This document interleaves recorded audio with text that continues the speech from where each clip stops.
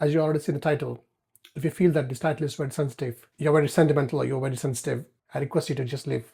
What if I tell you the ones who are very happy, the ones who are very jovial, making jokes? What if I tell you that they're the ones who are in danger? Not everyone, but few people. You might think to understand, like you're in your daily routine. Suddenly you heard a news on your phone, or suddenly you heard a news that someone so and so died, and you will be in shock. You'll be just telling to yourself like, "Oh, I've just seen them the other day, and they're fine, and today they're no more." It shocks everyone, isn't it? It's not easy to live it, and you question to yourself, and you question everyone around them, saying like, "Hey, what happened to the lady person? What happened to that lady?" Then you'll come to know a few things, like, oh, maybe they are financially having some problems. He's having some relationship problems, or they are in debts, or other things that everybody. There are so many reasons why some people die. There are so many reasons why people end their lives, which is very sad. Today, I'm just making this video not to tell you that why people are dying, or not to tell you that why how many people are dying. Like, I was just browsing it, I saw on the internet saying there are around 7,20,000 people die every year. It was from WHO, World Health Organization, and also from CDC. So the official, according to 2021 year. Data also shows that most of the people who are aged 15 to 29 are the ones who are really are the ones who are killing themselves or doing suicides. We understand that's the age. They're not mature enough to think what is right, what is wrong. And also, data shows that male deaths are more compared to female deaths, but males, what they do is they really kill themselves. 15 to 29, that's the age. They feel like they got freedom. They get influenced to social media so much. They try to compare themselves with others, with other celebrities, influencers online. But today I wanted to tell a story about my sister who passed last year. Like, after her death, the question remained in my mind, like, what's the reason why she killed herself? That question itself is so much shocking, and I'm still in the shock. I'm trying my best to come out of the shock, but I'm not able to digest her death. Around 27, she's very bubbly, she's very happy, she's very smiling, she cracks jokes, she goes around everywhere thinking, helping people. She's very brilliant in her education. She got good marks in our district. She got very good marks in 10th class, and then she got triple IT seat in one of the very good colleges in India. And then she passed out very well. She got a job. She was doing the job. She's earning some money. Unfortunately, she lost her mother while she was in college, because of brain tumor. We felt like she's doing very well, and she's earning good money, and she's settling very well. And I happened to come to UK because I got a job here, and we wanted to give her in marriage. She's very happy. She's very bubbly, actually. Suddenly this thing happened, like she stopped calling us. I can't tell about others, but I just want to tell about myself. Like, she used to text me, she used to talk to me, but it's only like few times in a week, not regularly. I used to feel like, okay, because I'm staying in a different country, probably that's why she's not getting enough time, because it's a bit of a time difference. And one day while I was sleeping, I was around 4 o'clock, 5 o'clock in the early morning. I got a call from India saying like she attempted a suicide. And then I was shocked. I got up from my bed and I just went to toilet. Then I was just trying to understand why he made a suicide. Then I just called back to my sister, who called me and informed me about the news, and I wanted to know how she's doing. And she said like they are taking her to the hospital.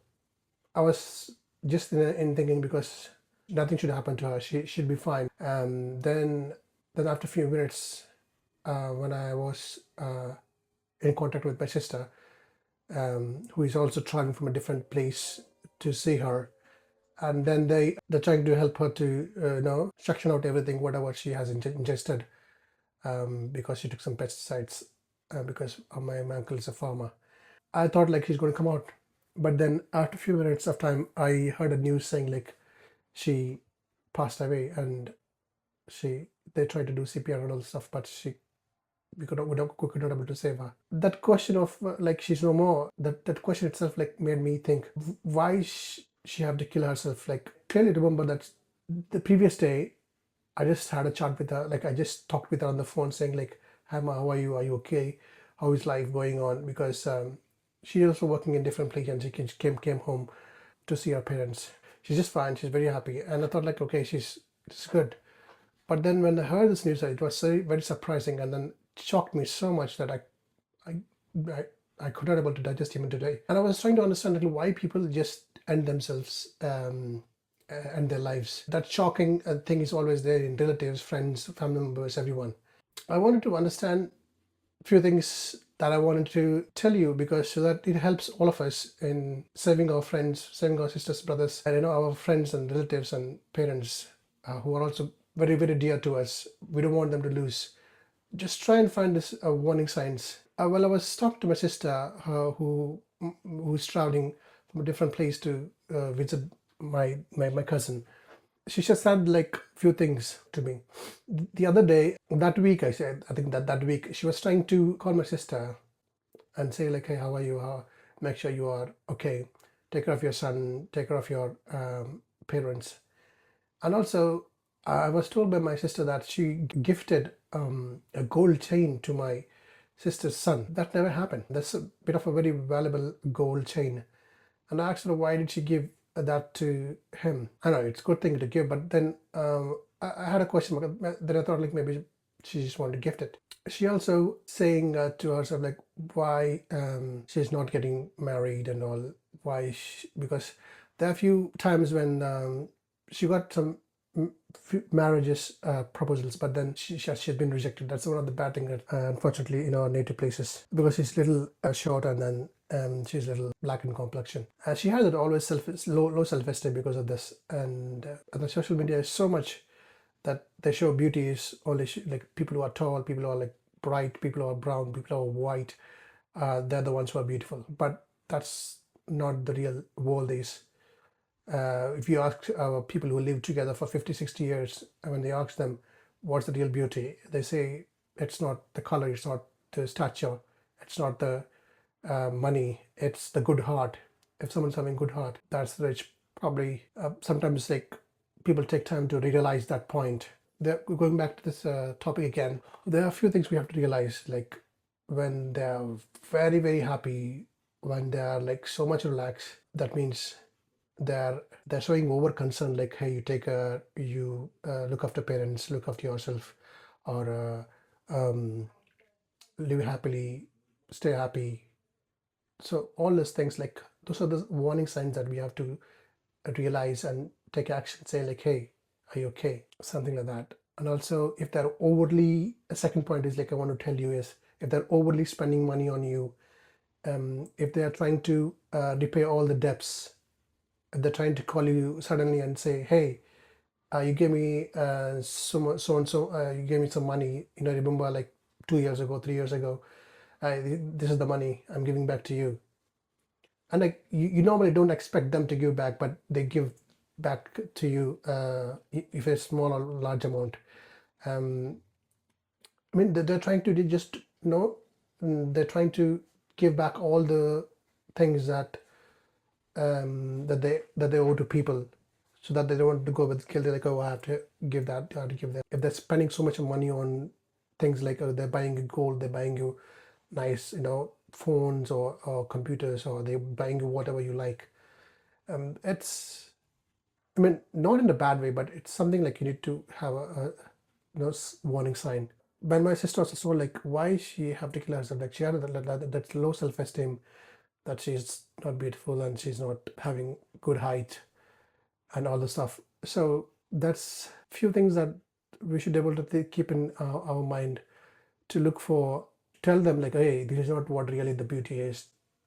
The beauty lies in the heart. And also it's like sometimes if you say like, hey, don't do anything stupid, try to direct them to some care or some therapist they can talk to, because you can give advice saying like, hey, don't do this, I'm here for you and all the stuff, but still whatever the pain they're undergoing, whatever the agony that they're undergoing in their lives, sometimes they they just have to be listened. We can't just keep talking and give them advice. They need so much better, clinical therapists to make sure that they're okay.